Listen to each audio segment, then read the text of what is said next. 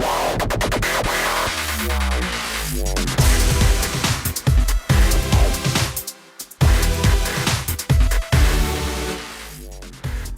it's Thursday, January 29th, 2026. Welcome to the NFL Fantasy Football Podcast, where I guess we're just killing time until next week. It's me, your man, MG Marcas Grant, joined by Michael F. Florio and LaQuan Jones. Welcome to Pro Bowl weekend? Yay! Yay! I tried. Shador week is what we are calling. Sure. We're actually going to talk about Shador on this show, but not in that context. But yeah, no one pounded the table harder for him to be a Pro Bowler more than Marcus.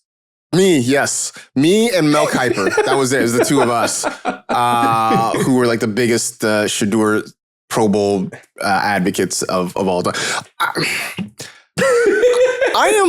This is not a Shador thing. I'm just going to say that right now. I'm of the opinion that we have evolved past the point of needing all-star games. Like, I don't think we need them anymore. Yeah, they're not fun anymore. Well, they're not fun anymore. Like, and especially like the Pro Bowl has long stopped being fun because that's why they've changed it to a flag football thing, because guys just don't want to get hurt because they don't really care because it doesn't mean anything. I've never really been into hockey, but every time I see something about the NHL All-Star game, like the final score is like 15-13 or something like that. Wow.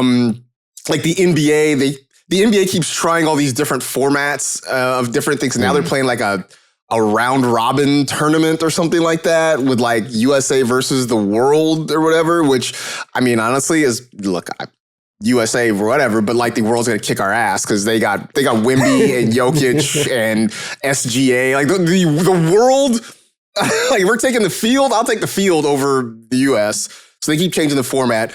Baseball is the only one where the All-Star game still sort of resembles like a regular game, but even the thrill of seeing like because free agency, so the guys change teams all the time, but also because of interleague play, like the idea of, once upon a time seeing like, I don't know, Shohei, hitting against, name the top pitcher in the American League, like, I don't know, Tarek Skubal, right? Like, you can see that in the regular season now. Like, it's not a special thing anymore. Like, it just doesn't matter. I know this is way off topic. I think baseball should go back to how it used to be, where there's like 2 or 3 weeks of interleague play in June, and it's really fun, and you get excited for it, and then that's it, right? Because, like you said, that's what made, like, as a kid, I used to be like, oh my God, I'm going to get to see Al Leiter face Derek Jeter, like, and like now, like you said, you wake up on a random on opening day. Thursday, there is an interleague game. Yeah, like, it's crazy. Yeah, so I think we as a society have moved past the need of all-star games. So my thought on the Pro Bowl is, man, just name a Pro Bowl team, give these dudes a bonus, send them to Hawaii with their families for a few days, and we'll call it a day. Like, that's all we need. Do the skills challenge. I like skills. I like the skills challenges. And I will admit that I was a skeptic to that until I watched it. I'm like, all right, this is fun. So like, we can keep the skills challenge. The home run derby, the 3-point. Yep. I think the 3-pointer surpassed the dunk, but all of it is so cool. Without a doubt. And like, baseball needs one. I say this all the time to people who are like my age and older, and I'm like, baseball had a skills challenge at the All-Star break, and people look at me as though I was speaking some alien language. I'm like, no, I went in 1987 when I was 10 years old to Oakland where the All-Star game was, and the day before they had all these skills challenges. Like the home run derby was the last thing that was a highlight, but I remember I want to say they had like a base running contest to see who could like run bases the fastest. I think they had like that's outfield, like schoolyard stuff. Yeah, they had like an outfield like accuracy throwing contest. I want to say they had like a hitter's target challenge. Like they put targets in the outfield to see which. Like I feel like Tony Gwynn probably won that, but like they had that sort of thing. And I'm like, that was cool. I know they have like a bunting one where it's kind of like Top Golf, where like different targets come on and can bunt. So they're having fun. Yeah, we need that. We need that back. Like I would totally do that in baseball. Something beyond just like the home run derby is cool. But like they still do that weird celebrity softball game. I don't need that. Let's do like a real skills challenge, man. I'm not a fan of the I like celebrity that game. though. The celebrity games are cool. I grew up with Rock and Jock. Like nothing's gonna top Rock and Jock softball, right? Like Kevin Hart getting like somebody hits like a 50 run homer or something like that. Like there's nothing. Or like soccer, they do charity matches. You get some of the old legends come out and they play with some of the influencers. Like yeah, I mean nothing's gonna top watching Dan Cortez hit a home run off Frank Thomas. These are old timey names that you probably have to look up on the Google. I do love in the NBA one when they'll put like a former NBA player in it, and then it's like, oh, he's going up against the Rizzler, and like it's hilarious. All right, that was not where the show was supposed to. The show never starts the way I think it's going to start. So whatever.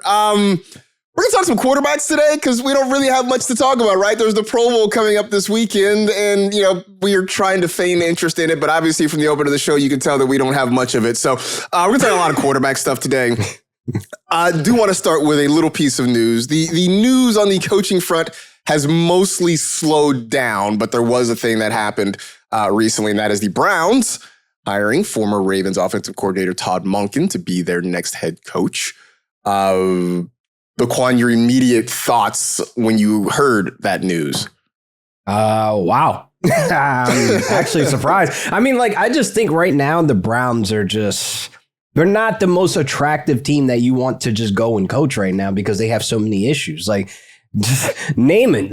Where do you want to start? I mean, wide receiver. I mean, is Jerry Jeudy his number one option in this offense? We've seen Todd Monken take the Ravens to an elite level. So it's is he going to be able to do that with this group? Because when you go down the line, they have 4 starting offensive linemen that are free agents right now. They have negative $23 million in cap. Okay. They have a running back that they just drafted last year that was high profile that's coming back from an injury. Thank God they have Dylan Sampson. There's so many issues right now that I just put on the surface that I don't understand what we're going to be expecting next season from the Browns. It's going to be one of those experiments of let's see he can turn around this position. Let's see if he can make this offense be somewhat relevant. But for fantasy, you already know how I'm coming. I'm not touching anybody except for Harold Fannin. This is... Oh, go ahead. No, go honestly, it's not fantasy at all, but it is classic Browns in the fact that they found a coach. They made it a point. Whoever we hire, we want Jim Schwartz to be the DC. And then they were like, we might hire Jim Schwartz. And then they hired Todd Monken. And Jim Schwartz, well, you didn't hire me. I'm out. Apparently, he hugged everyone and he said he's leaving. And it's the most Browns thing. You forced a coach to have this guy. And he said, well, if I'm not the coach, I'm leaving. Brown's gonna Brown, man. Again, though, this is just adding to my list of reasons why we need to figure out our new draft situation. Because, this is an ongoing pattern. The Browns have been terrible, legitimately terrible for 30 some odd years. Since they have come back to Cleveland, they have not been really anything close to a contender. I know they've made the playoffs a couple of times, but they've never really been a contender. They never sustained that, hope that we can continue to build.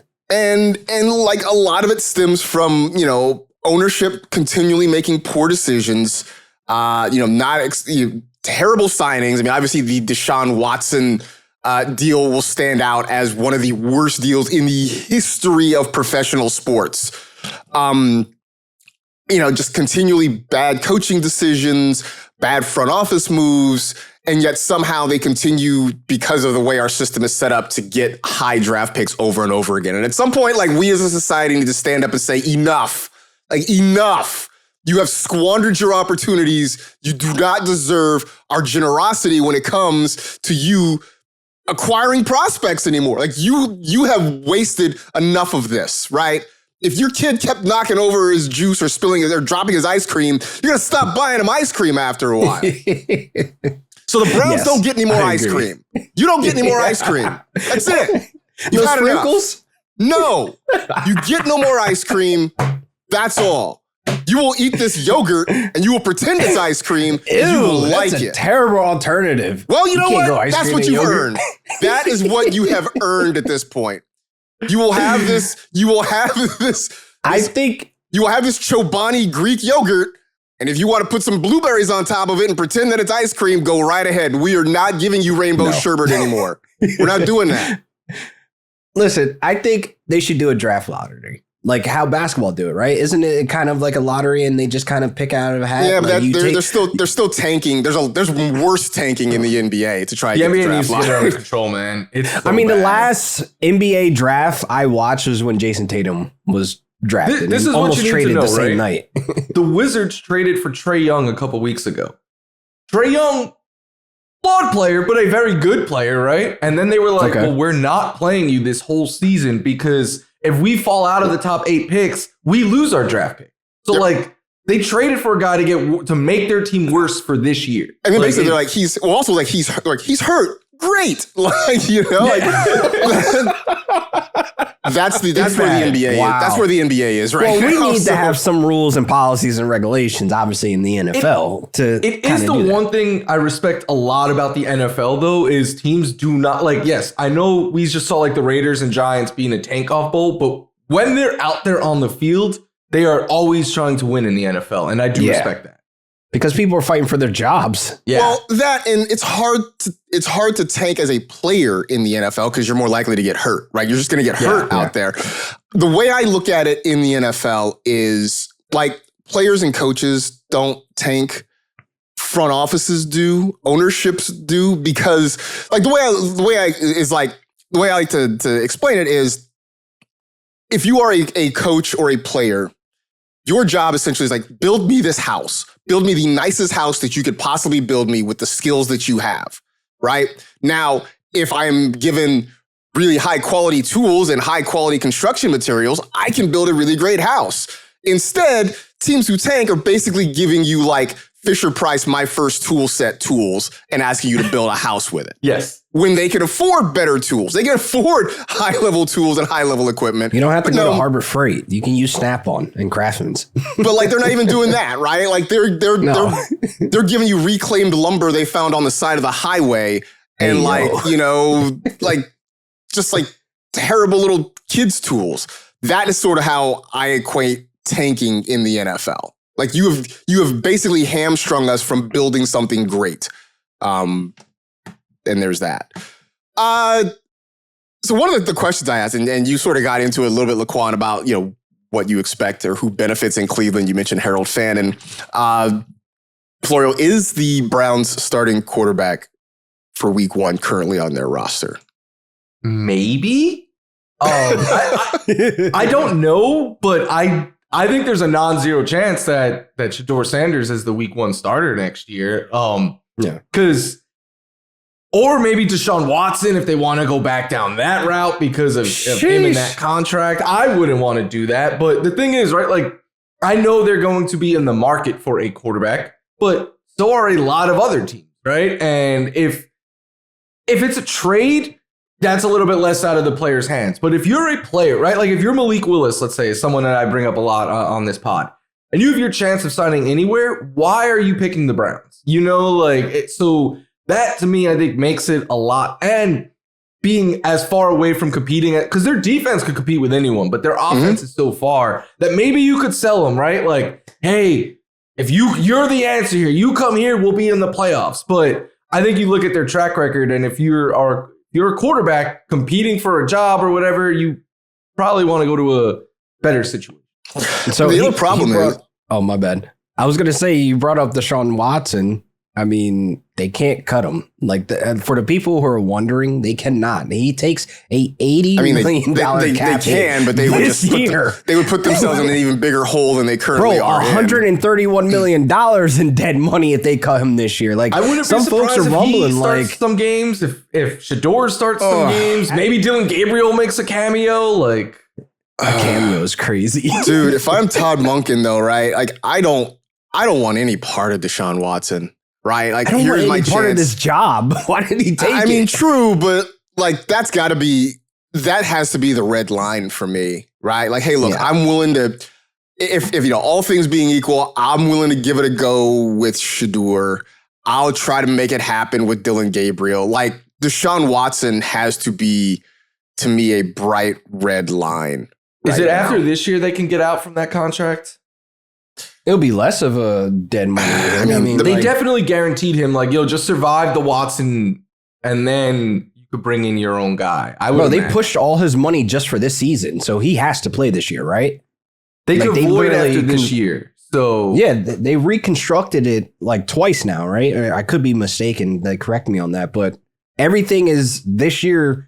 Maximum cap hit, 25% of the cap is to him this year. He has to play. There's no way he is sitting this year. But they're also, I mean, they also can't really build because right now they are so far over the cap. Yeah, it's insane. They have no money to spend. So I know I think they've got 6 or 7 draft picks, I think it is this year. I know they got 2 in the first round. They have to hope they hit. They just have to hope they hit there. I imagine they told Todd Monken, you have 3 years at a minimum, right? Like, we're going to give you time to rebuild this. And I'm pretty sure he turned around and was like, you guys have 1 year before I am out. I will step down. Hey, I don't know, man. Those NFL head coaching checks, they're pretty appealing. But they hit different. You're right. They do hit different. Yeah. So they do. Yeah. I think after this year, they can void. They can start voiding some years, but I don't know. Okay, so here's the official. The rework contract adds 2 void years to the deal, allowing Browns to push out his dead salary cap into 2030, according to sources. Watson's contract contained 2 void years, 2027 and 2028, before the restructure. Now it has 4. He's still under contract for the next 2 years and set to be a free agent in 2027. That is according to ESPN. Thank you, Kyrie, for filling us in on that. So yeah, I guess basically ride it out this year. I still don't think. Yeah, I don't think. Get a running back and just run the ball as much as you can. Yeah, Quinshon Judkins, come on down. On the other side, I mean, the Browns are a mess. The Ravens, not really a mess, right? You still have a top tier quarterback. You have, we saw Zay Flowers have some decent games, show that he can be productive. You got a couple of tight ends. You've got a defense that was not very good last year, but the Ravens aren't far away from being competitive again. They don't have an offensive coordinator. I don't know if either of you have any immediate thoughts on who the offensive coordinator should be. Oh, LaQuan, please go ahead. I see you raising your hand. Go ahead. Cliff Kingsbury? I would love to see him cook with Lamar. He's still out there. He's just chilling, watching all the madness go around. I'm surprised in his Arizona mansion with the big glass windows and stuff. or is he in Thailand? You guys remember that story or something? That's right. I don't know. I think him and Lamar could cook, and I think, like you said, they still have valuable pieces. I mean, an ageless Derrick Henry is there. That's attractive right there to just kind of move in Cliff. I don't know that Derrick Henry is ageless. I feel like we started to see the age a little bit last year. I'm probably not drafting him this year. I think we saw the age last year. Wow, complete fade? Because he's going to be a top 15 pick, I imagine. Where he's going to go, I don't think I want any part of it. If you were giving me him in the 3rd or 4th round, sure. But in the late first, early second, there's other backs I like. Yeah, I saw the decline last year. But Cliff Kingsbury is an interesting one. I mean, I just, seeing what he was able to do with Kyler Murray would, I could see him drawing some things up for Lamar and kind of making that work. Why not? If not him, I'm not sure who. The rumor was they wanted Joe Brady. They lost out on him.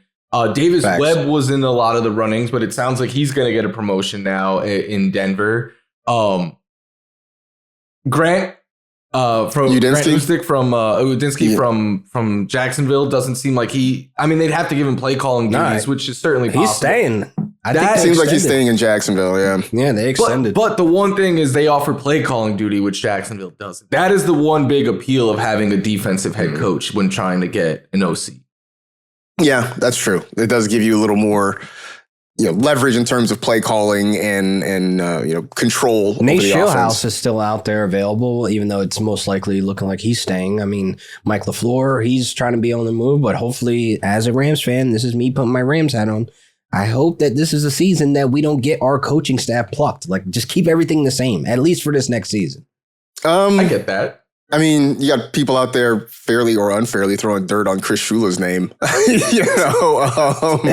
That's the fan base that are just not looking at the complete details. I'm not touching that. I'm just telling you kind of there are people out there throwing dirt on his name. I'm outside fighting the battles for Shula, man. He's staying.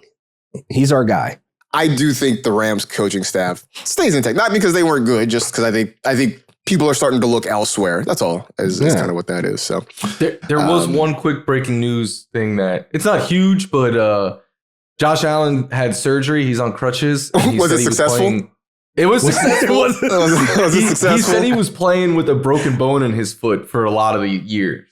Just waiting for the day. Like, yeah, so and so had surgery, but it went poorly. Because he showed up today to the press conference on crutches, and everyone was like, "What?" And then after it, he said he had a broken bone in his foot for much of the year. We re-aggravated it against Cleveland, and he was playing through a lot of pain apparently. So wow, maybe we get more running next year. I don't know. Well, good news is he'll have a lot of time to sit and do 2 a.m. feedings when the baby comes in the off season. So you don't have to. I mean, look, as a parent, you get a few months before they're mobile, right? You don't have to really move around. They're kind of a paperweight. It's kind of nice. So he can have time to rehab the foot before he's got to start chasing a toddler around. That's all I'm saying. So enjoy that time, Josh, to heal up. Anyway, an article from our pal Nick Shook, who you can read at NFL.com and you can hear frequently on NFL Daily with Greg Rosenthal, wrote a story a little over a week ago about 6 NFL quarterbacks primed to make the leap in 2026. I actually had this on the rundown for last week, but as we tend to do on this show, we probably got derailed by some other conversation. And I felt like, I know that never happens here. Never. I think we were growing long, so I decided to just shelve it for another week because it's still pretty evergreen. So he went with 6 quarterbacks primed to make the leap next year. I wrote all 6 down. I feel like there are 3 that we don't really have to discuss in any real depth. I think we sort of all kind of agree. Trevor Lawrence, Caleb Williams, Jackson Dart. We're all thumbs up on those guys for next year. Any big? Caleb to me seems the same. I don't know.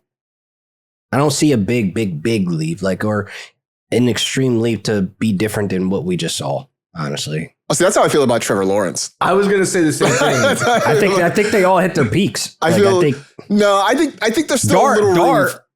Dart has a lot of room to grow, I think. I think Caleb does as well. I think there's still room for Caleb. He needs to become more consistent. The highs are still high with Caleb, but the lows are low, and he'll miss some gimmies. You also give him another year in Ben Johnson's offense. I think that could help. Trevor was the one that I was like, I don't know. This year kind of feels like the optimal season. I want to see Trevor Lawrence maintain, but I think what we saw from him in the back half of the season, that to me feels like peak Trevor Lawrence. And that was really good. I don't want to make it sound like that was bad. That's really QB1. Good. That's QB1 in fantasy. It is. He's taken off the board as your sole quarterback in the 1 quarterback league. It's I'm cool. I can see that. Wait, you would take him as your only QB? I would. Yeah, I would. I mean, after if he keeps the momentum, right, and we're suspecting that Travis Hunter still is a 2-way player, Jacoby's there. See, that's the thing. VTJ's I don't think Travis Hunter's a 2-way player next year. Oh, me either. I'm on that side of you already know where I'm at with it. Complete fade in fantasy. I'll never draft that man ever. But anyway, just moving forward, he has the right pieces around him. I kind of feel I feel okay with a semi-mobile quarterback with a bunch of pieces with a play caller and head coach and Liam Cohen that we've seen him excel quarterbacks into QB1s. Baker Mayfield. I'm cool having him, but I would want to pair him with someone else. Right now, here's the thing. So it depends. So now, because right now I've got him. I'm trying to turn over a new leaf, fellas. I'm trying to sort of get ahead of the rankings thing as opposed to waiting till August and be like, oh, I gotta do a ranking. I'm trying to get ahead of it. So my way too early, not even February rankings, I've got him as QB7. And I saw Florio was like, oh. Well, I guess that matters because if you're talking about taking a guy at QB7, that to me is suggesting you believe he is your guy week in and week out. Yeah. I mean, Joe Burrow, he's an example, somebody we take in and week out as a top 7 quarterback off the board, I would say, unless that changed. Let me say this. So, like, okay, so since we're talking Trevor and Caleb Williams, I mean, Florio, would Caleb Williams be a guy that you would draft him and just set it and forget it? No. So you would take a second quarterback. There's not many of those QBs, right? Like, I think Josh is one. I think Lamar is one. I think Burrow is one. As long as he's healthy. Is Drake May one? Drake May, yes. I think he has reached that where interesting. I trust him more personally than Trev. Because I do love Drake May, but I also think there's meat on the bones there. Like, they're gonna probably improve that O-line, maybe add another pass catcher. I would put Jaden in that group. I would put Jalen Hurts in that group. As much as I like Dart, I would still cover my bases with pretty much it's those 6 quarterbacks. Everyone else, I think I'm taking a QB2. I would absolutely draft somebody else with Jackson Dart. I'm also right now, and maybe I have to go back and look, I'm kind of really low on Jackson Dart. Like, part of last year felt like a lightning He's bolt. top 10. He's top 10.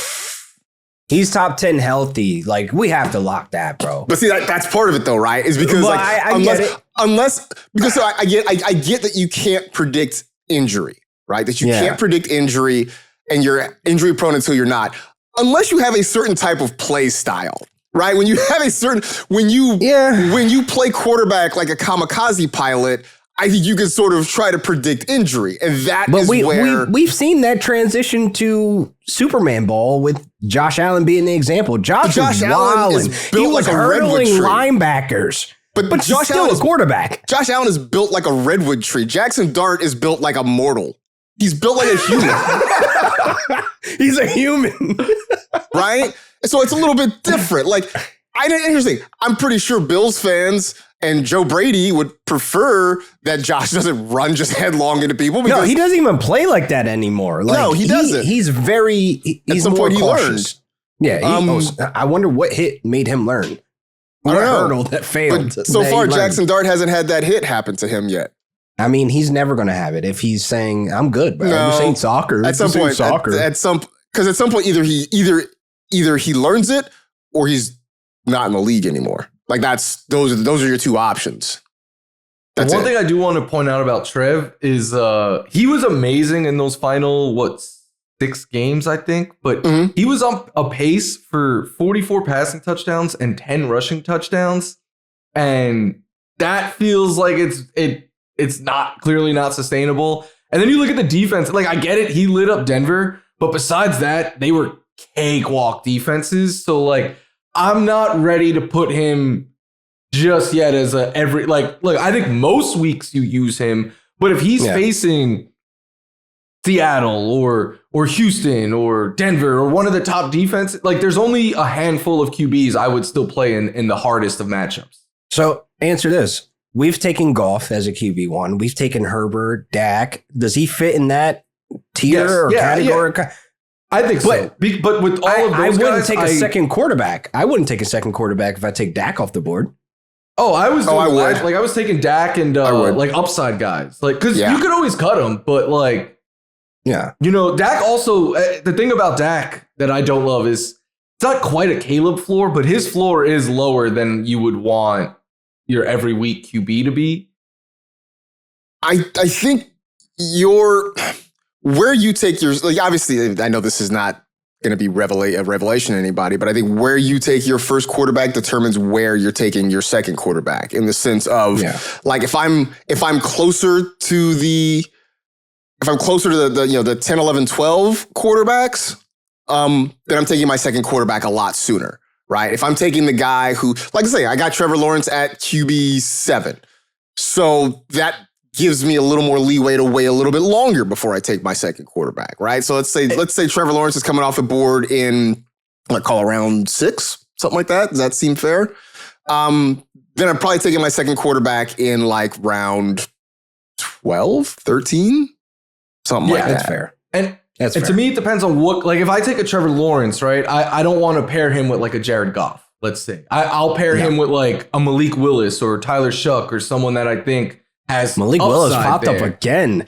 Jesus. I really like him. Or like Cam Ward. Pick your favorite. I still have to go, like, obviously a lot's going to change, but like pick your favorite later round quarterback that you like with upside. Whereas like if I roll the dice on my quarterback, like last year I liked Justin Fields a lot. That's or when we were taking Anthony Richardson as a QB1.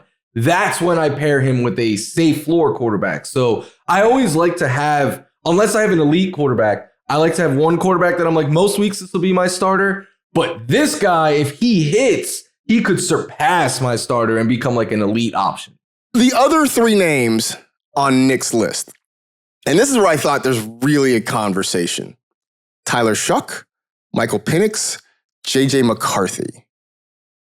LaQuan, I know you really like Tyler Shuck. Now. So I went back, I started watching. I watched a little bit yesterday. I'll probably watch some more Tyler Shuck as, you know, the days and weeks go on. And at least my early takeaways from watching him are sort of how I felt about Spencer Rattler at the beginning of the season, in the sense of, is he good or is he better than what our expectations were of him? That's a good question. That's a good question. That's a really good question. My gosh. I would say watching him, because like I was hitting the group chat all season long with you guys. Like this is probably the most I've ever watched Saints games in the entire season. Like whole games. And I'm like, Spencer Rattler was good, but I understand why he was benched. Some of the decision making wasn't there. Some of the questionable things he was doing. At least with Tyler Shuck, he made an effort not to make, you know, the Jarrett Stidham type of play we just saw in the playoffs. Like he made an effort to protect and try to secure the ball. He made an effort to actually scan and look at his reads. Like Spencer was more panicking out there and like forcing the ball to areas he shouldn't be doing. At least with Tyler Shuck, we have a sense of like, okay, he has his feet in the ground in this system. Like there's a ability to get out of the pocket. There's an ability to hit the long ball and attack downfield. But Tyler Shuck, to me, definitely went over expectations, obviously, for me, because I was poo-pooing on him all season long. Like, I was basically saying, I'm not ready to see him go against my Rams as his first start. I'm not ready to see Spencer Rattler hit the bench, because Spence at least was giving his wide receivers a chance downfield, where Tyler was more conservative and not trying to create the turnover plays. So, again, my early kind of first watch, and these are some of the earlier games that he started, and even kind of going through some of his stats, the thing that becomes immediately noticeable is Kellen Moore did not want him holding onto the ball very long. In fact, he has one of the shortest times to throw of any starter in the league. It was pretty much 1-2 gone. And even when he took shots downfield, it was just kind of 1-2 gone. The difference, at least at the beginning of his time as a starter, is he had Rashid Shaheed, who could sort of get by defenders and take the top off of defense. That's a guy he didn't have later on in the season after Shaheed got traded. So everything generally was sort of short yardage. It was, you know, quick outs. It was slants. It was just getting rid of the ball quickly. I mean, I did like that he'd get out of the pocket and scramble every once in a while. He had that one game with 2 rushing touchdowns. He was able to kind of move a little bit. That part is nice. I think he's, again, it's what I said about him all year. I don't think he's Mr. Right. I think he's Mr. Right now. And I don't see from a football standpoint, I don't see the Saints necessarily having him in their long-term plans. Because I think he starts next year. He's going to be 20. I think he starts next year. Because I don't think there's anybody in the draft or free agency that they're going to get that's going to challenge him significantly. Like, he's not going to be 37 as the Saints starting quarterback. No, well, because he's 27 right now. Like, he's right? Like, no, he's definitely not. You know whose career I could see him having? It's who he reminded me of as a prospect, too. Ryan Fitzpatrick, right? Like, he's not a franchise guy, but he's good enough where if you're in a pinch or someone gets hurt, you feel comfortable putting him in. Yeah. So I can see that from a real football standpoint. From a fantasy standpoint, like, I need a whole lot more to be different in New Orleans. I need more than Chris Olave. I need an offensive line that they trust to actually protect him so he can look downfield. A healthy running back. Healthy running back situation. You know, like, I wonder if we've seen the last of Alvin Kamara in the NFL. Is Kendre Miller the guy to really keep that thing going forward? I'm not sure. There's just not a lot from a fantasy perspective that gets me excited about Trevor Shuck. I think he's the guy that sort of builds the program, keeps them afloat. For Kellen Moore, the head coach, he makes the offense look good enough that nobody's coming for my neck, in a couple of years, until we get in a position to find our true quarterback of the future down there. I do think though the context matters in the sense of, like you said, they traded Shaheed. Kamara was nowhere to be seen down the stretch. They were forcing Taysom in. Like Chris Olave sat out at the end of the year, and the rest of the receivers are not good on paper. So like he for the conditions around him, he looked about as good as I think he could have. Yeah, I think that's an accurate assessment of Tyler Shuck in his rookie year. I guess it's to Michael Penix, who we've talked about a few times on this show. I mean, let's start with the obvious that there's no guarantee that he's going to be the starter at the beginning of the season. It seems very unlikely that he's going to be their starter at the beginning of the season. He's another guy, though, LaQuan, who's also sort of up there in age, right? He was an older prospect when he came in the league. He's had multiple knee injuries at this point, was already sort of limited in mobility to begin with. Now it's going to be even less. Hey, look, they got Kevin Stefanski, who hopefully can sort of build him up. We've seen Kevin Stefanski do more with less, I think. Look, he got Shedeur Sanders to the Pro Bowl. So him and Penix and Stefanski are going to be beefing in 2030. It's going to be fun. Yeah, can't wait. It's gonna be Pro Bowl wild. year.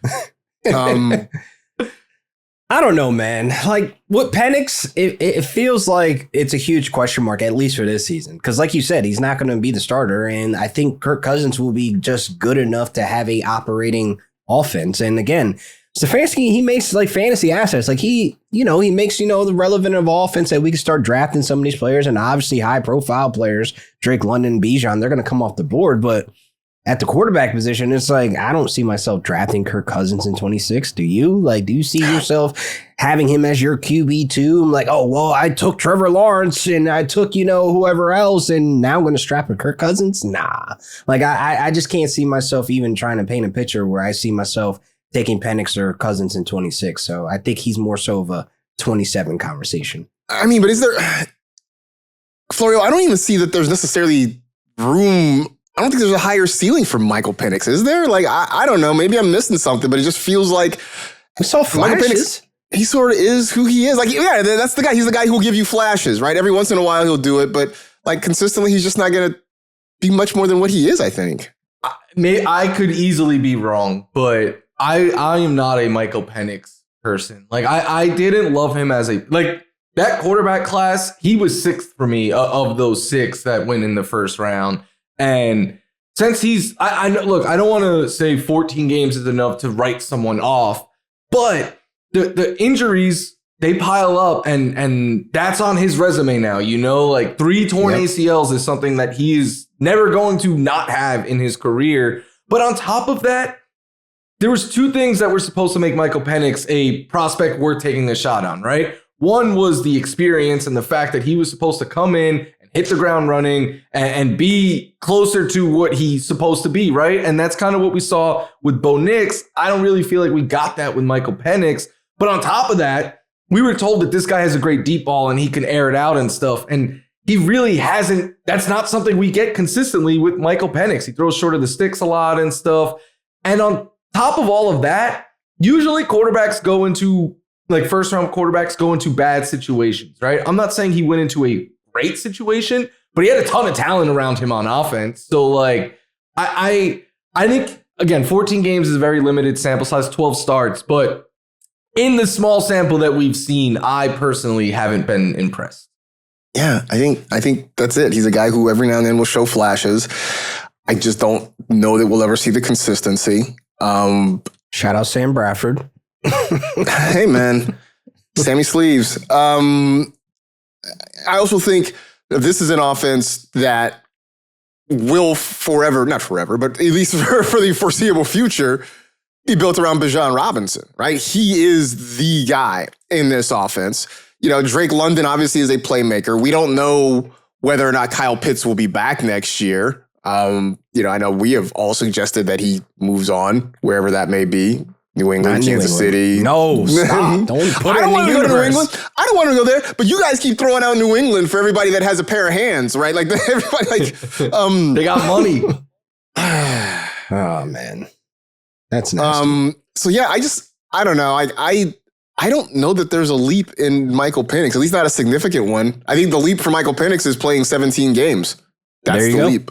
There you go. That's it. Again, like when you compare Kirk Cousins and his stats, they're kind of the same. Like it's not like one is making a larger gap than the other. It's like, this is what we're working with. This is what we have. We have all this first round talent around him. What are we doing? I do wonder if they move on from Kirk because they can get out. I think it's Next this year? offseason. They probably can. I mean, for the short term, I think they need to keep him around because you just want. Penix ain't playing week 1. But Stefanski might be like, I don't want this guy playing week 1 either. I want my own, like. I mean, maybe. Dylan Gabriel to the rescue. But like, if I'm Kevin Stefanski, I also want a guy that I feel like, hey man, like he can at least run the system a little bit. I'm gonna put one wild name out here. Kyler feels like he could be fun there. I'd rather Kyler than Kirk Cousins any day of the week. Yeah. I'm done Honestly, with Kyler. Kyler running around like a naughty toddler and then just tossing one downfield to Drake London. Like, I could get on board with that. Put him in Miami then if you want to see that. That's fine. We said that on Tuesday. I'm okay with that too. Like, we can have options. That's fine. No, I don't want him in Atlanta. Leave Drake London alone. Leave Bijan alone, and hopefully Kyle Pitts. You don't think that'll help? You don't think that'll help Drake London? Absolutely not. Over Kirk Cousins? Bro. No, Kyler cannot produce a wide receiver 1 anymore, bro. Do you remember it's been the last a very time, long time. Do you remember the last time we saw Kirk Cousins in live action? I do remember seeing Kirk Cousins in live action, and it was horrible. Oh, wait, I forgot. No, I forgot. I totally forgot about that Thursday night when he lit you guys up. Yeah, Kirk, thanks. Legitimately, if you go through his 2 years as a Falcon and you take away his 3 games against the Bucs, his stats are bad. Like, he goes for like 350 plus and 4 touchdowns every time he plays the Bucs. Yeah. Yeah. It's nasty. I don't know. I still think, I don't know if it's a done deal, but I don't think Kirk Cousins, or I don't think Kyler Murray in Atlanta is a terrible, terrible idea. Well, say goodbye to Drake London as a first round pick. Goodbye. I don't think I'm taking him as a first round pick with Kirk Cousins. Why not? Drake ate. He did. Why not? He ate. That was a top 7, top 5 season, bro. He ate. Why not? The thing about Drake London is I think he's one of those players that his end of year numbers look a lot better than the ride. I'll take those highs. The ride may suck, but I will take those highs. I will take them each and every week. I don't know. I mean, that sort of to me felt like there are always those guys that like at the end of the year, like, yeah, he was a top such and such wide receiver. And then you go back and you dig in and it's, we call that the Joe Mixon effect. Joe Mixon, it was the Amari Cooper for years, right? Amari Cooper was that guy who would it's great when Amari Cooper puts up 44 points for you. That was awesome. And then when the next week when he has 7, it's not so fun anymore, right? I know he wasn't fully healthy, but in his final 3 games with Kirk Cousins, Drake London in 3 total games barely broke 100 yards and had 1 touchdown. Listen, he wasn't healthy. You just said it. You started it. He wasn't healthy. Yeah, but now you're relying on a Coles quarterback who's going to be 40. There's nothing wrong with Coles. I just bought a sweater from Coles, man. I mean, sure. Right. But listen, you getting that Coles money. Good for him. But you also realize, when you're shopping at Kohl's, you understand the reason why you're shopping at Kohl's, right? Ain't nothing wrong with it, but there's also a reason you're going there. Kohl's serves a purpose. Where do you think he goes first? Supercuts or Kohl's? I mean, but Kohl's serves a purpose. But Kohl's before Supercuts. Sometimes you want to, you don't want to floss in Kohl's. Kohl's is what gets you through. Sometimes you need Nordstrom. That's what I'm saying. It's just got to be different. Him going to Supercuts is wild, by the way. Bro, those are located in the mall. Honestly, that surprises me not at all. No, like it's on at this point, I think. I don't think it's a bit. I don't think it's a bit. I think this is really who Kirk Cousins is. Yes. Last one here, and this is the one that JJ McCarthy. I feel like he makes a leap because Florio, can it get any worse? Yes. That part. Also, I do like. I don't think he's gotten a fair crack yet. Not look, in the opportunities he's gotten, he's been very hit or miss, but he misses his whole rookie year due to injury. He comes back. He played a great week one. Like, I know it was only the fourth quarter against the Bears, but that's where the non-meme came from, right? Like, was that first game. Then he struggled in week two against the Falcons, and that's when the Falcons were still like, wow, that defense is legit. Then he gets hurt and he doesn't play again until November. And then while he's playing, he breaks or fractures his hand. Like, you got to stay healthy. You got to be on the field. You got to produce all of that. I get it. But in the course of a 2-year NFL career, it's about as unlucky as you could be, I would say, health-wise. So it's like him and Anthony Richardson are just two that I'm like, man, just stay on the field for a year so we could evaluate and know what you are, because we don't know what he is right now. But it's a weird space. I was talking to a friend of mine yesterday who's a huge Viking fan, and he was like, I think KOC put way too much on the rookie's plate. He wanted him to run the offense like Sam Darnold did, and that was asking way too much. But also, like, KOC might be fighting for his job this year, and you have a Justin Jefferson who obviously wants to win, and like the Vikings are in too much of a win now mode, I think, to go in with just JJ McCarthy. So I'm guessing they're going to bring in a veteran. He's going to have to compete. But Mac Jones, I think there's some upside here still, some untapped potential. Mac Jones would honestly. You said that, I was like, that's where they need to go. Yeah, 100%. Mac Jones, huh? Mac Jones is 100% the guy. I would draft him. That would. So we talk about like if his name was Max Grant, would you draft Mac Grant? Would you draft him? No. Wow. Nah, I'm not trolling, no. I seriously think Mac can go in there and have a Sam Darnold glow up return story, man. Which would be funny, though, that it would be like basically a couple quarterbacks in a row that Kyle Shanahan like rehabbed like a baby bird and then just sit back out into the world again, right? But bro, think about Mac's journey. Playoffs his rookie year with the Patriots. Gets shipped away. Goes to Jacksonville, gives us Brian Thomas Jr. wide receiver 1 production, goes to the 49ers, wins a game against the Rams, wins multiple games and goes out there and performs with QB1 potential. He kept them afloat for a long time. If he goes to the Vikings, my God, that it just writes itself. I'm not disagreeing with you, but you did leave out the 2 years in New England when he was just atrocious. Bro, it was so much pressure after Goat Brady. I mean, what you expect? Like, he had no weapons either, man. Like, let's be honest. Pop Douglas, we were wide receiver 1. Jacoby Myers was like a semi-wide receiver 2, which he was your most reliable, but like he wasn't moving the needle and like getting you guys over the hump. It was just a disaster. I mean, yeah, I know that, I know there's a lot of conversation about Bill Belichick and Hall of Fame and that sort of thing. Subject. I don't really care to get into it. You know where I stand as a Rams fan. I'm just going to say that. Can I say one quick thing about the Hall? I don't care that Bill Belichick did. He tormented me for the first 2 decades of my life. But let's go. Hall of Fame voting is so dumb. It should just be, is he a Hall of Famer? Yes or no. I hate the whole first ballot thing. Like, this guy's got to be punished and wait 10 years. Like, it's just so dumb to me. It should just be yes or no. Are they a Hall of Famer? It's all dumb. It's all based on the biases and whims of a select group of voters. The other part of it is, I guess I would be more outraged if this was Bill Belichick's last chance to get in. Like, he's going to get in, and 10 years from now, like, very few people are going to remember this whole part of it. You know what's a crime, though? What's that? You know what's a crime? Torrey Holt is still not in. Torrey Holt is still not in. Torrey Holt should probably be in. He should be in. You got the rest of the greatest show on turf in there. What are we doing? He should have been in. Right? Andrew Jones just got in on his 10th try. His final one. Why is he a Hall of Famer now that he wasn't the last 9 years? I guess that's the other part of this is that as a baseball fan and watching how the Baseball Hall of Fame goes, like I can't really be outraged that a surefire Hall of Famer got left out over allegations of cheating and generally being an ass.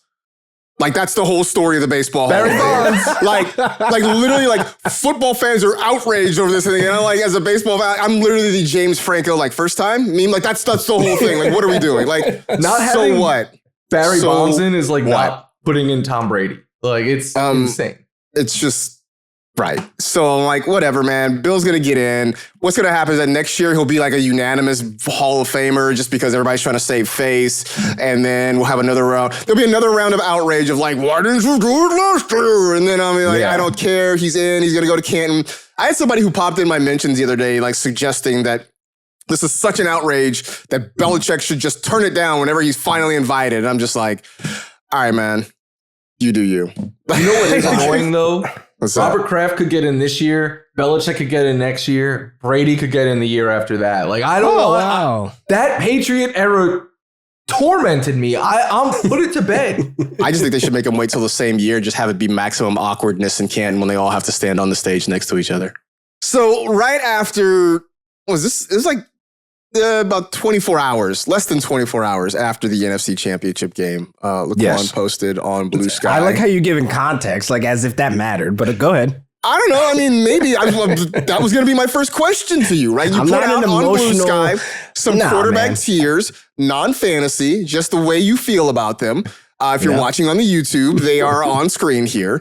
And so that was my first question. Like, was this you getting out your feelings? Like, I just wanted, I'm not judging. I'm just asking what your mind frame was when you put this together. So the day before, I text you guys in the group chat. Like there was a great debate after Good Morning Football with Isaac Rochelle and then Manti Te'o. We were all just at the table going back and forth talking tiers and rankings and stuff. Like how all this sparked because Isaac Rochelle was like, Sam Darnold is a top 5 quarterback next year. If you had to start a franchise, he will be one of the quarterbacks you would look at to take off the board. I didn't agree. Manti obviously didn't agree because he completely crashed out. So I did my own ranking. So I just wanted to be in tiers rather than just the numbers because that's what get everybody crying. Like everybody starts getting in your DMs and mentions like, oh, how do you have this guy over this guy? It's one spot. Just switch it. I don't care. Like one spot does not make a difference, anything in the conversation. So tiers, I feel like it's a better conversation and then you could break it down. So really, this was just sparked off of that conversation. No emotion, no rage baiting or whatsoever. All right. So tier 1, you got Patrick Mahomes, Matthew Stafford, Josh Allen. Tier 2, Lamar Jackson, Dak Prescott, and Joe Burrow. Tier 3, a lengthy list. Which Blue Sky didn't allow me to add Jordan Love. I see that he's off of it, but I did not have enough space. But Jordan Love will be in that tier 3. Okay, so Jordan Love, Jaden Daniels, Brock Purdy, Sam Darnold, Trevor Lawrence, Drake May, Caleb Williams, Jalen Hurts, Bo Nix, Jared Goff, Baker Mayfield. All right, so Florio, you say you disagree. Where do you have beef? I think I know where, but where do you have beef? I think the 2 best quarterbacks walking the planet are Josh Allen and Lamar Jackson, and I don't think it's close. Like I know Even Patrick Mahomes. Yes, Mahomes gets put in that category, and you can't say anything bad.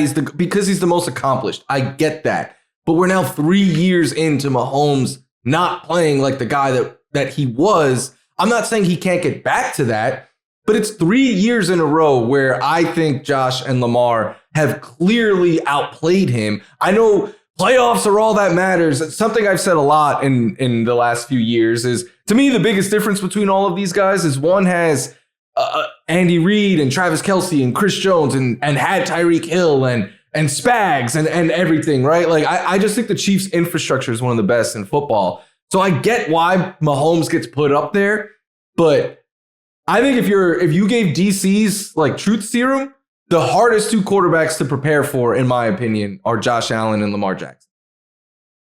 All right. So my only I don't know that I have Stafford as a tier 1 quarterback. I think I can put him in tier 2. And I would probably flip Stafford and Lamar.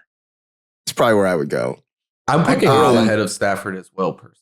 Sorry. And like, what is wrong with y'all? like What within is the wrong with tiers, y'all? so I'm gonna keep it a buck with you, LaQuan. I don't necessarily. I think your Stafford evaluations are blue and gold colored glasses. Like I don't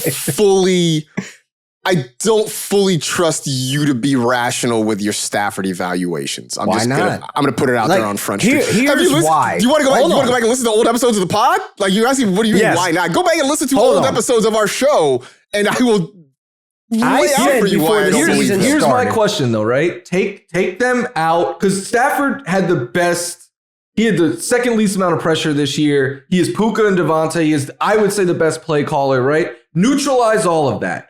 You're putting them all on the team where everything is the same. You're taking Stafford over Lamar Jackson? Yes. And I say this confidently. Yes, the clutch factor, his ability as a passer. The only reason why we put Lamar on that totem pole is because of A, the MVPs.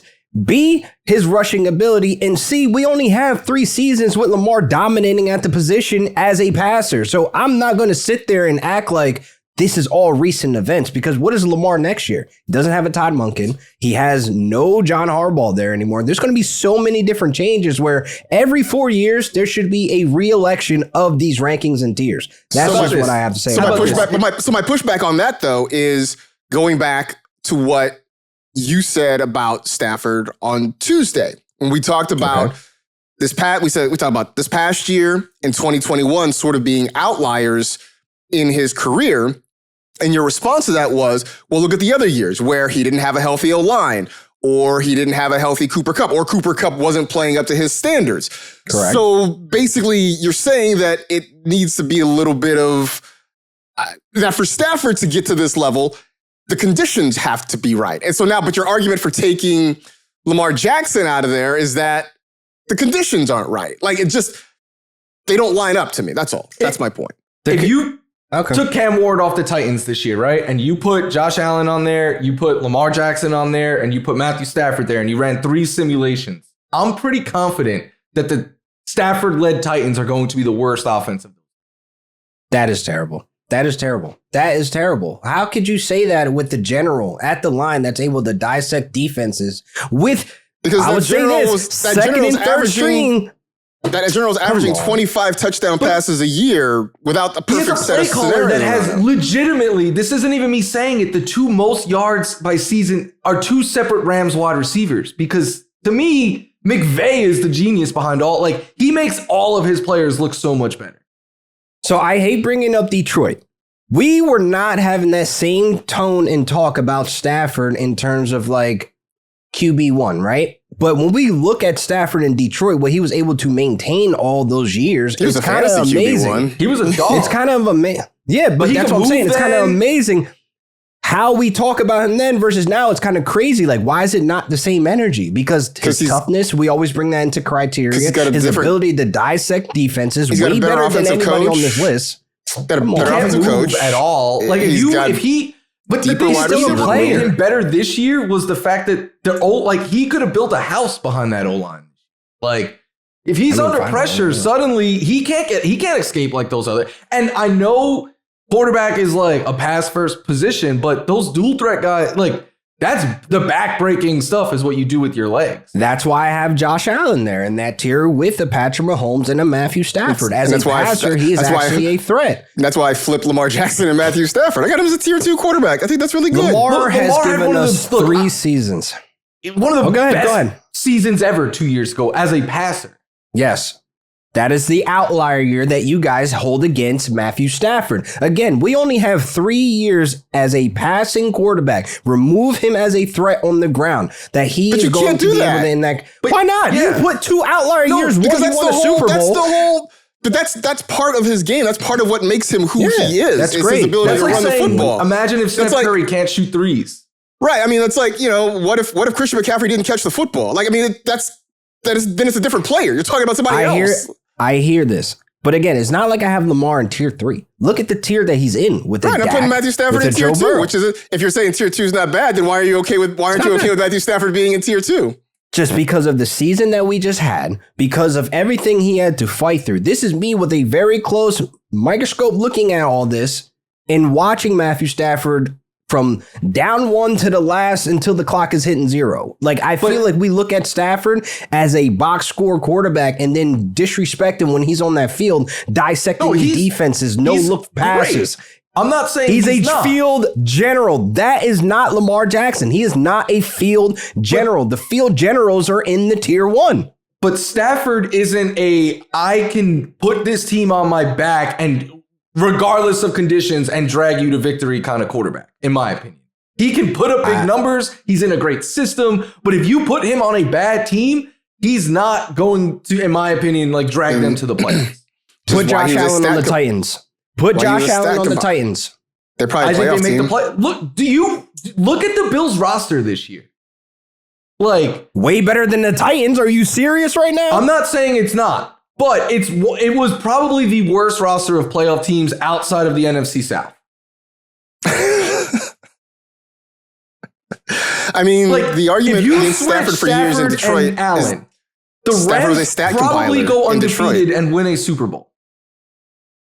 Fine. The knock on Stafford in Detroit is that he was a stat compiler. That was the knock on him in Detroit. He was a stat compiler. He didn't get the field general thing. We have instances of Stafford on bad teams. And they were finishing last place. If you ask 32 GMs to rank the quarterbacks, I'm very confident the top 3 are always going to be some combination of Allen, Lamar, Mahomes. Tier 3, anything that jumps out at you, Florio, there?